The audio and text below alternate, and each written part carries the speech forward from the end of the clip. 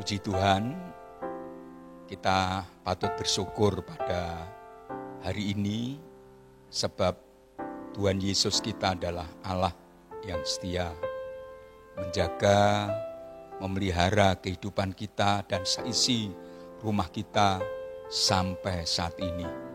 Dan sekarang setelah kita mempersembahkan puji-pujian syukur bagi hormat kemuliaan namanya, kita sediakan hati untuk menyambut pemberitaan firman Allah. Mari sehati kita berdoa. Bapa di surga, sungguh kasih setiamu tak berkesudahan, bahkan rahmatmu selalu baru setiap hari. Kami menikmati pemeliharaan Tuhan yang ajaib. Kami menerima berkat-berkat-Mu, mengalami pertolongan-pertolongan Tuhan yang ajaib sampai hari ini. Nyanyian pujian syukur kami kiranya bagai korban bakaran yang berbau harum menyenangkan hati Tuhan. Sekarang kami buka hati dengan gembira dan percaya, siap untuk menyambut pemberitaan kebenaran firman-Mu. Urapilah dan tolong hamba-Mu serta kami semua, agar kami tidak hanya senang mendengar, tetapi senang menjadi pelaku-pelaku firman Allah. Dan ketika firman yang kudus dan kekal serta berkuasa diberitakan, ketika nama Yesus dikumandangkan, kiranya kasih-Mu turun melimpah, bahkan kuasa dan mukjizat-Mu bekerja dengan ajaib. Yang mendengar tentang Yesus yang lemah dikuatkan, yang susah dihiburkan, yang menghadapi berbagai macam kesulitan hidup diberikan kekuatan iman, ditunjukkan jalan keluar yang benar dan baik. Bahkan jikalau ada di antara kami yang sakit, Tuhan menjamah dan Tuhan Yesus menyembuhkannya. Dalam nama Tuhan Yesus, Bapa di surga, kami berdoa, kami bersyukur, dengan gembira dan percaya, kami sambut firman-Mu saat ini. Terpujilah nama Tuhan kekal selama-lamanya. Amin. Nah, Bapak Ibu Saudara, mari kita buka hati menyambut pemberitaan firman Allah yang hari ini saya beri judul Bertindak Benar di Masa Sukar. Alasan dari pilihan judul ini adalah karena saya beranggapan, dan memang dalam realitanya sering terjadi seperti itu, ketika orang menghadapi masa sukar, acap kali tindakannya kurang benar. Apakah karena ketakutan? Apakah karena kurang perhitungan? Sehingga pokoknya ambil keputusan dan lalu bertindak. Dan ternyata itu merugikan. Bagaimana dengan kita orang-orang percaya? Saudara-saudara, kita membaca dalam kitab 2 Raja-Raja pasal 6, mulai dari ayat 24 sampai dengan pasal 7 ayat 20, maka di sana kita mulai membacanya mengetahui tentang kondisi ibu kota kerajaan Israel, kerajaan utara. Ayat 24 dan 25 demikian firman Allah. Sesudah itu Ben-Hadad Raja Aram menghimpunkan seluruh tentaranya lalu maju mengepung Samaria. Maka terjadilah kelaparan hebat di Samaria selama mereka mengepungnya. Sehingga sebuah kepala keledai berharga 80 shikal perak dan 1/4 kap tai merpati berharga 5 sikal. Saudara, inilah satu kondisi yang sangat-sangat sukar bagi penduduk Samaria, mulai dari raja, apalagi rakyat jelata. Karena Raja Ben-Hadad ini mengepung kota Samaria, yang dalam terjemahan bahasa yang lain, di dalam American Standard, memakai istilah krem, yang kurang lebih berarti menaruh di tempat yang sempit atau mencegah gerakan. Bukankah ini hampir serupa dengan kondisi hampir di banyak kota besar di dunia yang disebut lockdown? Dan untuk Indonesia berbeda sebutan karena memang ada hal-hal yang secara prinsip tidak sama dengan lockdown, yaitu PSBB. Pembatasan sosial berskala besar. Tetapi intinya sama, bahwa inilah sebuah tindakan untuk mencegah gerakan dari warga masyarakat. Hanya kalau pemerintah yang tetapkan sekarang itu bukan tindakan musuh untuk menghancurkan, tetapi kalau Raja Ben-Hadad waktu itu mengepung, menaruh kota Samaria dan penduduknya di tempat yang sempit, mencegah gerakan, itu untuk menghancurkan. Lalu apa yang bisa kita pelajari? Ayat 25 tadi mengatakan hal itu menimbulkan kesukaran besar. Dan karenanya kita akan melihat contoh nanti bagaimana penduduk Samaria, apakah dari warga atau raja, ada beberapa contoh tindakan. Yang pertama adalah tindakan yang salah dari warga kota. Itu dalam 2 Raja-Raja pasal 6 ayat 26 sampai 29. Tindakan yang salah dari raja Israel, rakyatnya salah, rajanya juga salah. 2 Raja-Raja pasal 6 ayat 30 dan 31 serta 33. Dan seorang perwira yang menjadi ajudan raja. Itu pada pasal 2 Raja-Raja pasal 7.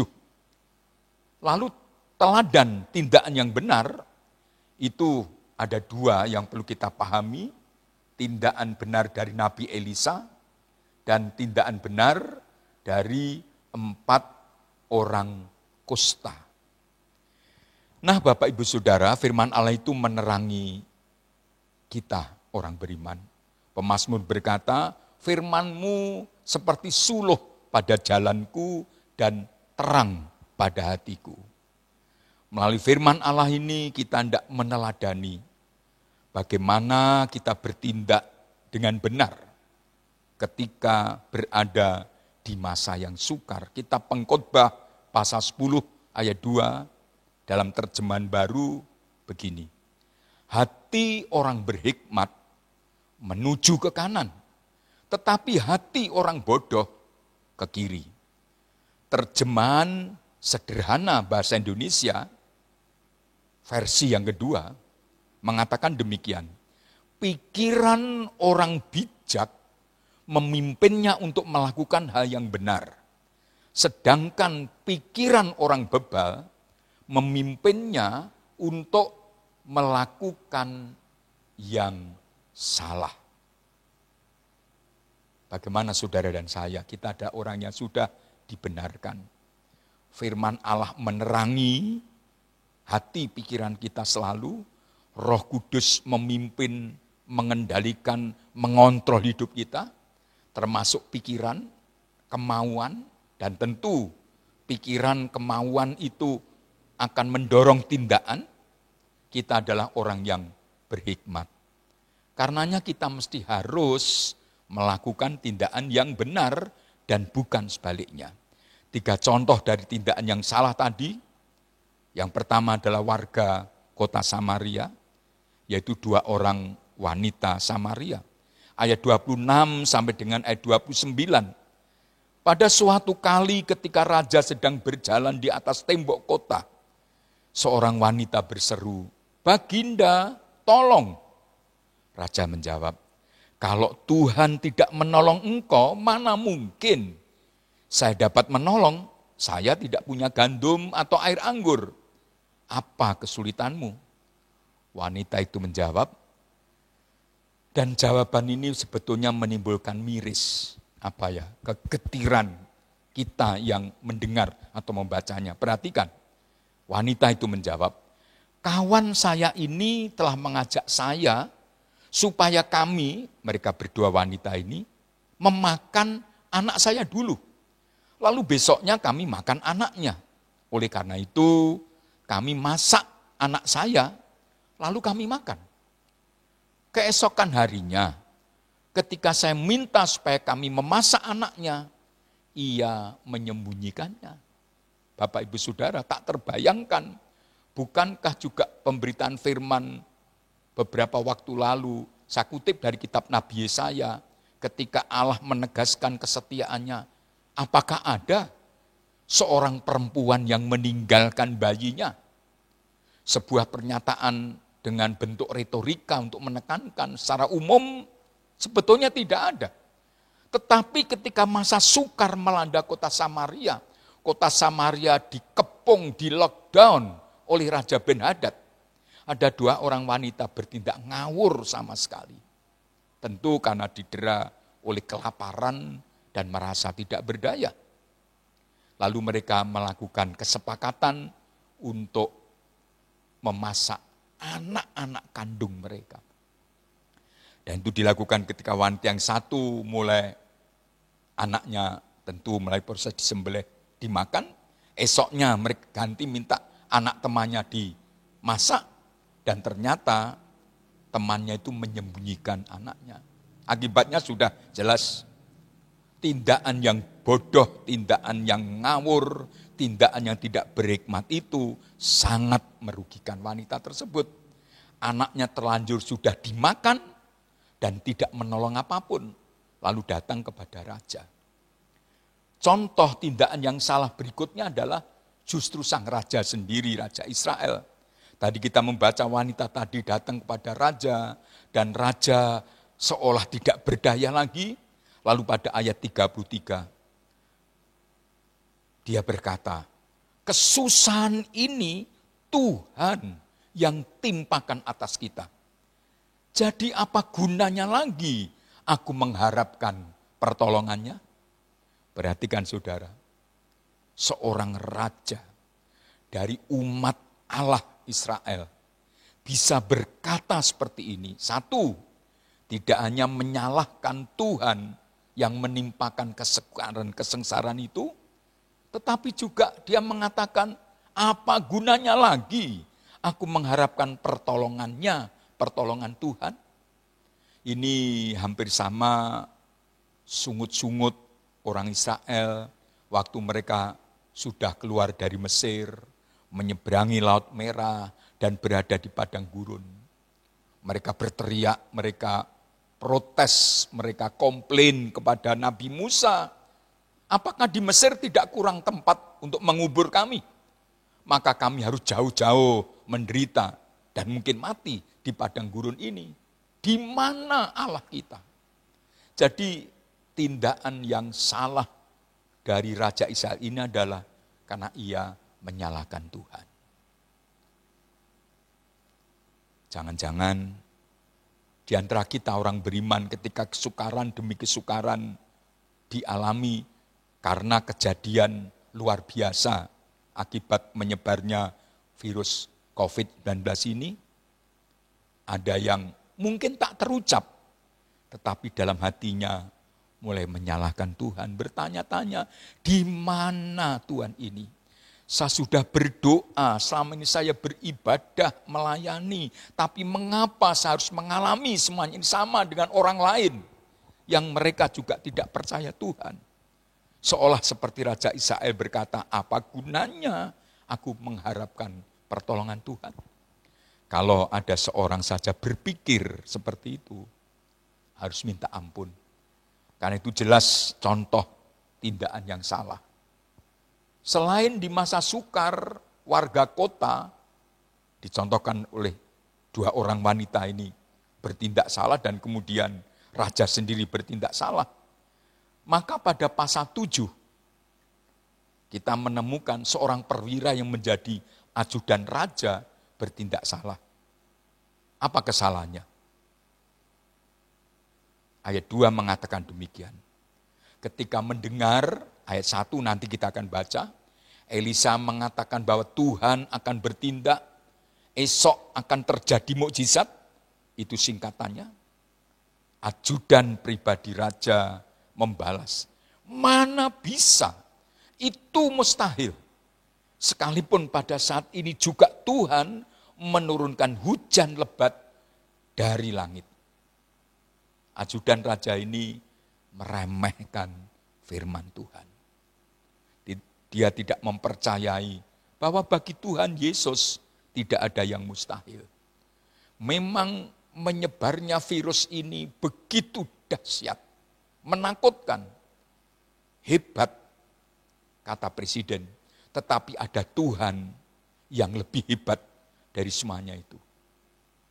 Dan kalau Tuhan berkehendak, Tuhan bertindak, semuanya akan jadi. Walaupun tentu bukan berarti beberapa kali pemberitaan firman kami tekankan, kalau begitu percaya saja, sudahlah kita lakukan apa saja bebas. Toh Tuhan menjaga, tentu bukan demikian.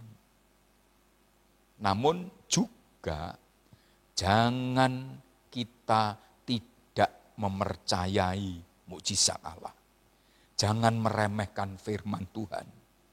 Di dalam kitab Amsal pasal 13 ayat 13.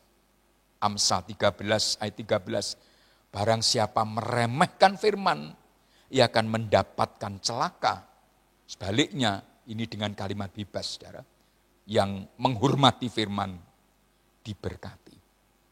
Sehingga nanti, saudara, ketika kemudian terjadi mukjizat, perwira ajudan raja ini mati mengenaskan, terinjak-injak oleh puluhan, ratusan, mungkin ribuan orang yang sedang berebut mendapatkan makanan. Jadi 3 contoh tindakan yang salah di masa sukar. Warga kota bertindak ngawur, mencari solusi dengan justru mengorbankan anaknya sendiri. Yang kedua, raja yang tidak percaya kepada Allah lagi, bahkan menuduh Allah yang mendatangkan kesukaran. Yang ketiga adalah perwira ajudan raja yang meremehkan firman. Kalau begitu saudara, apa yang harus kita lakukan? Ada 2 contoh tindakan yang benar di masa sukar. 2 Raja-Raja pasal 6 ayat 32 dan pasal 7 ayat 1 demikian. Pada waktu itu Elisa berada di rumah dan beberapa tokoh masyarakat sedang bertamu di situ. Lalu pasal 7 ayat 1 Elisa menjawab, dengarlah apa yang dikatakan Tuhan. Besok, kira-kira pada waktu seperti ini, dengan 1 uang perak saja, orang dapat membeli 3 kilogram gandum yang terbaik, atau 6 kilogram gandum jenis lainnya. Saudara, tindakan yang benar dicontohkan oleh Elisa adalah ketika kota dikepung, dikunci agar tidak ada gerakan apa-apa yang dilakukan oleh warga kota, Elisa memilih berada di rumah. Bukankah iman yang hidup itu iman serta hikmat? Hikmat dari Roh Kudus oleh terang firman Allah akan menuntun kita untuk taat kepada apa yang diperintahkan Tuhan. Dan salah satu perintah Allah adalah tunduk kepada pemerintah. Dengan berbagai pertimbangan, pemerintah melalui Bapak Presiden telah menetapkan untuk memutus penyebaran virus corona ini, maka perlu dilakukan pembatasan sosial berskala besar. Sejak dari disebut social distancing, lalu physical distancing, hal yang pertama adalah di rumah saja. Kedua, menghindari kerumunan. Karena ketika kita menghindari kerumunan, itu artinya kita tidak hanya menjaga diri, tetapi menjaga orang lain. Ini sebagai tanggung jawab sosial kita. Wali Kota Surabaya mengistilahkannya tanggung jawab moral kita kepada orang lain. Dan kemudian yang ketiga, apabila terpaksa keluar, memakai masker. Dan ini ketetapan pemerintah. Dan pemerintah adalah wakil Allah. Dan Tuhan berfirman, tunduklah kepada pemerintah. Karenanya Nabi Elisa memberikan contoh ketika kota Samaria di lockdown, dia tidak seperti perempuan-perempuan tadi ngawur tindakannya. Juga tidak seperti rajanya yang tidak percaya Allah. Apalagi seperti perwira ajudan tadi yang meremehkan firman. Elisa tinggal di rumah. Dan karena dia mengisolasi diri seolah menghadapkan pribadinya hanya kepada Tuhan, pertemuan-pertemuan tidak lagi bersama yang lain tetapi sendiri di hadapan Tuhan, ia dapat menangkap apa yang Tuhan kehendaki. Sehingga ketika para tokoh masyarakat bertanya, apa yang harus kita lakukan? Pasal 7 ayat 1 tadi, tegas Elisa menjawab, dengarlah apa yang dikatakan Tuhan. Tindakan yang benar di masa sukar adalah taat firman. Tunduk ketetapan pemerintah, buka hati mendengar suara Tuhan yang pasti berbicara secara personal kepada kita masing-masing apa yang mesti dilakukan. Dan teladan berikutnya adalah 4 orang kusta. Itu dalam kitab 2 Raja-Raja pasal 7 ayat 4 dan seterusnya. Orang kusta itu dalam susunan masyarakat Israel waktu itu adalah kaum marginal yang tidak dianggap ada lagi, tidak boleh tinggal bersama keluarga, harus keluar dari rumahnya.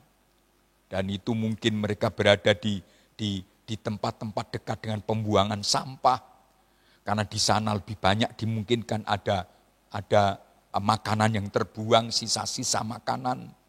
Atau kalau ada keluarganya kasihan, mereka akan melemparkan makanan kepada mereka. Orang-orang yang kemanapun pergi harus berteriak, najis, najis, najis. Tetapi perhatikan, seringkali justru orang-orang yang tidak masuk hitungan seperti ini memberi kepada kita teladan yang luar biasa. Seperti juga pada zaman Elia sebelum itu. Ketika Elia tidak ada makanan di pinggir sungai Kerit, ada burung gagak yang mengirim. Burung gagak ini burung yang paling jelek. Tidak ada, saya pernah mendengar orang menjual burung gagak. Jelek tampilannya, jelek suaranya, sifatnya apalagi. Dan kalau dia terbang di atas rumah, dan memperdengarkan suaranya, dulu penduduk di kampung berkata, berarti mau ada orang mati. Jadi burung gagak ini jelek, pembawa kematian. Tetapi justru dari burung yang tidak masuk hitungan ini, Allah mengirim makanan kepada Elia. Sekarang pun ketika kota Samaria dikepung, 4 orang kusta ini, siapa namanya enggak tahu. Tua atau muda, enggak ada catatan. Asalnya dari mana, tidak ada juga catatan. Hanya disebut 4 orang kusta saja. 4 orang kusta, saudara, yang kemudian mereka berinisiatif. Saya membaca kitab 2 Raja-Raja pasal 7, mulai ayat 3. 4 orang yang sakit kusta ada di depan pintu gerbang. Berkatalah yang seorang kepada yang lain, mengapakah kita duduk-duduk di sini sampai mati? Jika kita berkata, Baiklah, kita masuk ke kota. Padahal dalam kota ada kelaparan, kita akan mati di sana. Dan jika kita tinggal di sini, kita akan mati juga. Jadi sekarang, marilah kita menyeberang ke perkemahan tentara Aram. Jika mereka membiarkan kita hidup, kita akan hidup.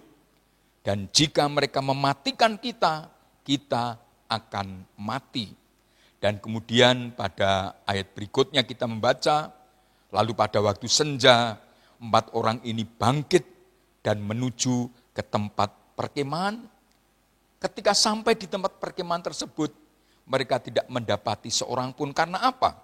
Ayat 6. Sebab Tuhan telah membuat tentara Aram itu mendengar bunyi kereta, bunyi kuda, bunyi tentara yang besar, sehingga berkatalah yang seorang kepada yang lain, sesungguhnya Raja Israel telah mengupah raja-raja Het dan raja-raja orang Misraim melawan kita, supaya mereka menyerang kita. Ayat 7.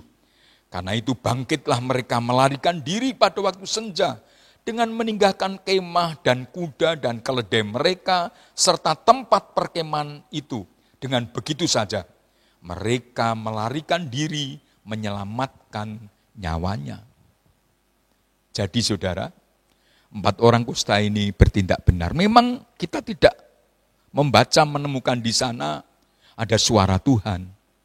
Memang kita juga tidak mendapatkan penjelasan selain alasan mereka sendiri. Duduk di depan pintu gerbang ya mati, masuk ke kota tetap ya mati, dan kalau sekarang bertindak menuju ke perkemahan Aram, bisa juga kemungkinan mati. Tapi kemudian mereka ambil risiko. Tentu saya meyakini Tuhanlah yang menuntun. Mengapa saudara? Karena tadi kita membaca pada ayat 6, sebab Tuhan telah membuat tentara Aram itu mendengarkan bunyi kereta, bunyi kuda, dan bunyi tentara yang besar. Artinya Tuhan menyertai, artinya Tuhan mengizinkan dan membela 4 orang kusta ini. Seluruh Alkitab, firman Allah, kita bisa mempelajari bahwa Tuhan itu Maha Kudus.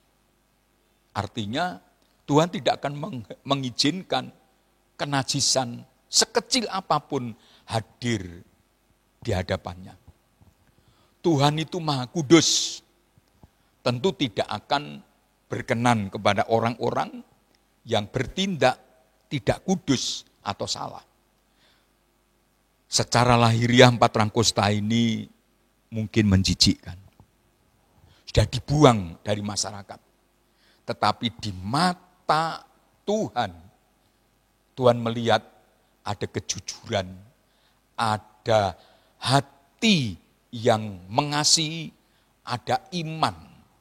Ketika mereka berkata, ayo kita pergi meninggalkan tempat ini, menuju ke perkemahan tentara Aram. Sekali lagi, tidak ditulis.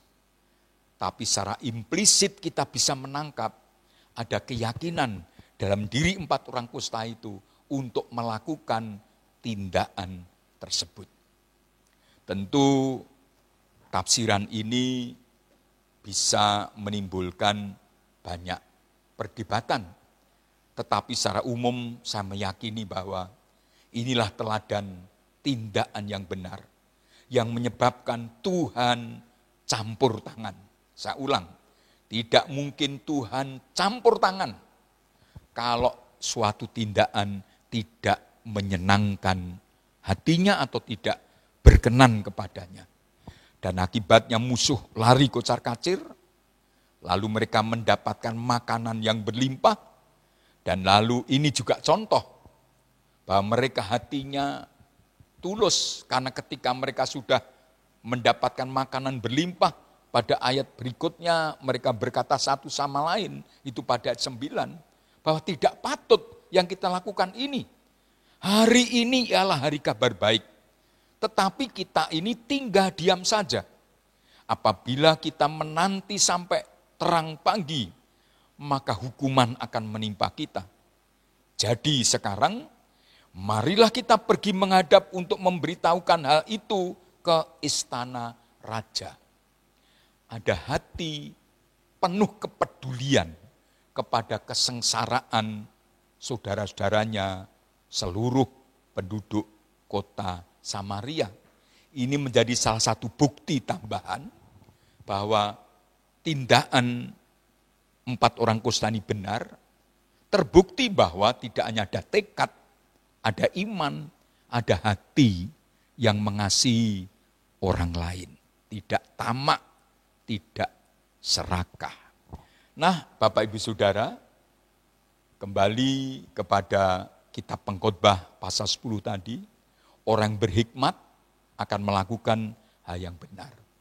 Orang bodoh, orang bebal akan bertindak salah. Lalu bagaimana dengan kita sekarang ini?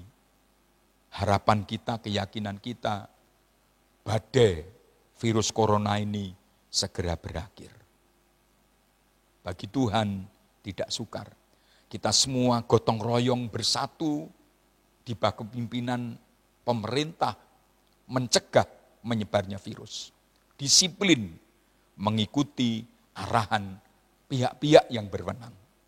Saya percaya dilandasi dengan doa seluruh warga bangsa Indonesia, bahkan seluruh warga negeri-negeri yang dilanda virus ini, mohon ampunan dan pertolongan Tuhan. Pada waktunya virus ini akan terputus, akan berhenti. Tapi bagaimana sekarang? Bisa saja PSBB hanya 2 minggu, puji Tuhan, itu yang kita harapkan. Tetapi mengingat bahwa bulan Mei ini ada hari besar, dimungkinkan pergerakan besar dari warga masyarakat, ada kemungkinan besar sepanjang bulan Mei ini masih diberlakukan PSBB. Masih belum tahu bulan Juni dan bulan-bulan berikutnya. Sekali lagi, doa dan harapan kita badai ini segera berlalu. Tetapi ketika atau jikalau Tuhan izinkan masa sukar masih kita hadapi, maka kita perlu sadar betul. Kita perlu paham betul apa yang Tuhan nyatakan. Saudara, saya tidak mengajak saudara membaca kitab Yeremia. Kitab Yeremia pada pasal 29. Ini salah satu bagian firman Allah yang sangat-sangat sering dibaca. Apalagi dalam masa-masa seperti sekarang ini. Kitab Nabi Yeremia pada pasal 29 ayat 11, 12, dan 13. Ayat 11, sebab aku ini mengetahui rancangan-rancangan apa yang ada padaku mengenai kamu. Demikianlah firman Tuhan. Yaitu rancangan damai sejahtera dan bukan rancangan kecelakaan untuk memberikan kepadamu hari depan yang penuh pengharapan. Dan apabila kamu berseru dan datang untuk berdoa kepadaku, maka aku akan mendengarkan kamu. Ayat 13, apabila kamu mencari aku, kamu akan menemukan aku. Apabila kamu menanyakan aku dengan segenap hatimu. Jadi ini Bapak Ibu yang harus kita lakukan agar kita dapat bertindak benar. Tidak ceroboh, apalagi ngawur seperti warga kota Samaria. Ayat 11 adalah kita harus yakin akan rancangan Tuhan. Bukan Tuhan yang mendatangkan kesukaran. Kesukaran diizinkannya dengan tujuan, bukan untuk mendatangkan celaka, sekalipun ternyata ada banyak orang percaya, bahkan hamba Tuhan meninggal karena virus ini. Tetapi rancangan Tuhan adalah rancangan damai sejahtera. 1, yakin akan rancangan Tuhan. Karena keyakinan ini kemudian, ayat 12, kita harus tak henti, tak jemu, berseru, berdoa kepada Tuhan. Dan yang berikutnya ayat 13, mencari pertolongan hanya kepada Tuhan saja. Jadi Bapak Ibu Saudara, mari kita saling mendoakan.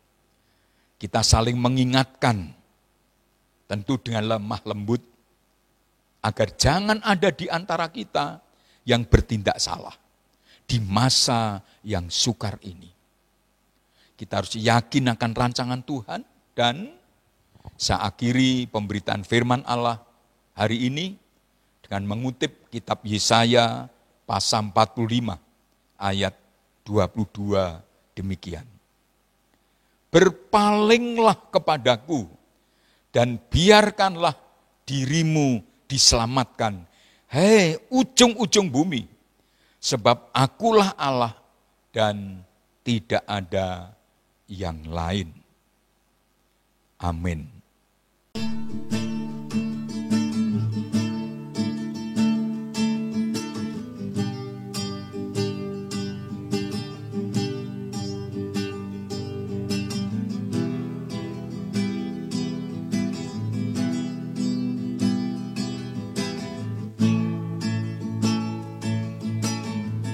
Musim akan selalu berganti, kasih Tuhan tetap abadi, tak akan berubah sampai selamanya. Ku tetap percaya, ku yakin Tuhan memberkati, ku yakin Tuhan melindungi. Burung di udara Tuhan pelihara karena kasih-Nya. Tuhan selalu menolongku, selalu menjagaku, sehelai di rambutku tak akan terjatuh tanpa seizin-Mu. Tuhan selalu menolongku, selalu menjagaku, Dia mengenyangkanku dan peliharaku seumur hidupku. Ku yakin Tuhan memberkati, ku yakin Tuhan melindungi. Burung di udara Tuhan pelihara karena kasih-Nya. Tuhan selalu menolongku, selalu menjagaku, sehelai di rambutku tak akan terjatuh tanpa seizin-Mu. Tuhan selalu menolongku,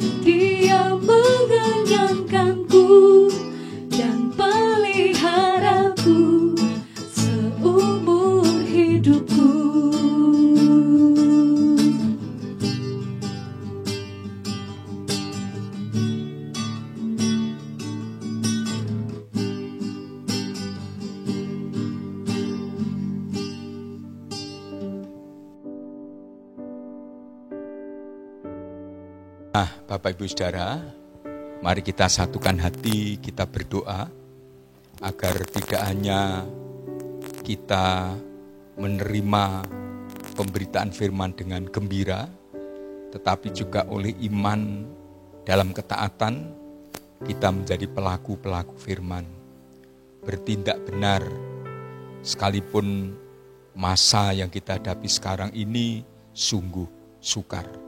Mari kita berdoa.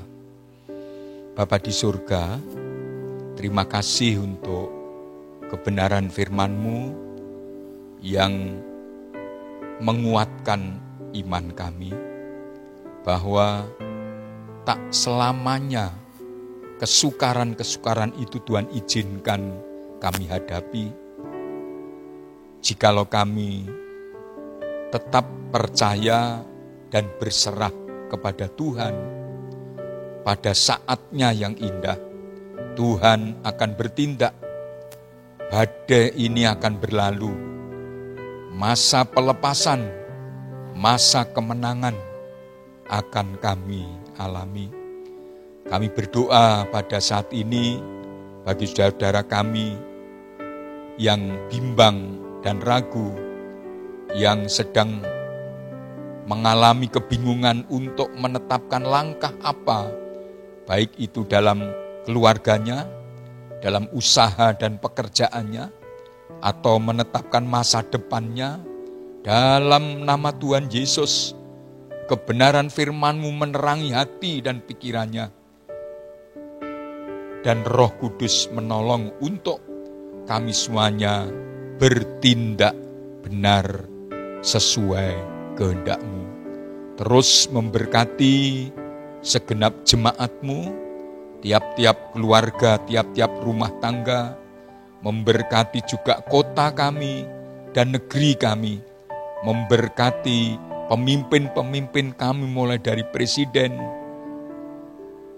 para menteri di Kabinet Indonesia Maju, para pimpinan dan ketua-ketua, kepala-kepala lembaga tinggi negara, badan-badan nasional yang ada, memberkati juga pemimpin kami di wilayah, gubernur, bupati, dan wali kota.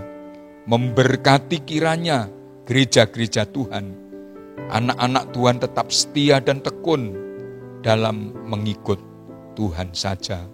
Terima kasih Bapakku, dan tak lupa kami berdoa untuk para dokter, untuk perawat, untuk tenaga medis yang lain yang bertugas di garis depan memerangi virus corona ini. Mereka berjuang, mereka berkorban. Tuhan Yesus melindungi dan Tuhan Yesus memberkati. Demikian pula aparat pemerintah daerah, Polri dan TNI yang menegakkan keputusan pemerintah di wilayah masing-masing, agar seluruh anggota masyarakat disiplin, tunduk dan taat kepada ketetapan yang ada. Juga Tuhan memberkati dan melindungi. Keamanan, kerukunan, kedamaian di tengah masyarakat kami mohonkan kepadamu selalu ya Tuhan, supaya segenap warga bangsa Indonesia ini tetap rukun bersatu menghadapi virus corona yang dahsyat ini. Dan juga kami semuanya saling menghargai dan saling menghormati. Dalam nama Tuhan Yesus Bapa di surga, kami bersyukur, dan di dalam segala sesuatu dikuduskanlah kiranya nama-Mu.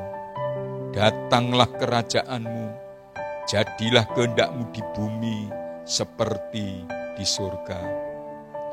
Berikanlah kami makanan kami yang secukupnya pada hari ini. Ampunilah kami atas segala kesalahan kami, seperti kami memaafkan orang yang bersalah kepada kami. Jangan membawa kami ke dalam pencobaan, melainkan lepaskanlah kami dari yang jahat. Sebab Engkaulah yang mempunyai kerajaan dan kuasa dan kemuliaan kekal sampai selama-lamanya. Ratakan jalan-Mu dalam kehidupan kami semua anak-anak-Mu. Dalam nama Tuhan Yesus kami bersyukur. Saudara, sekarang arahkan hatimu dan pikiranmu kepada Kristus di surga. Saudara dapat mengangkat atau menadahkan tanganmu dan menerima berkat Tuhan. Dalam nama Allah Bapa, Allah Putra dan Allah Roh Kudus, turun melimpah atas saudara semua berkat dan kasih karunia Kristus, pertolongan dan pemeliharaannya yang ajaib. Dalam anugerah Bapa dan kasih setia serta damai sejahteranya yang melampaui segala akal.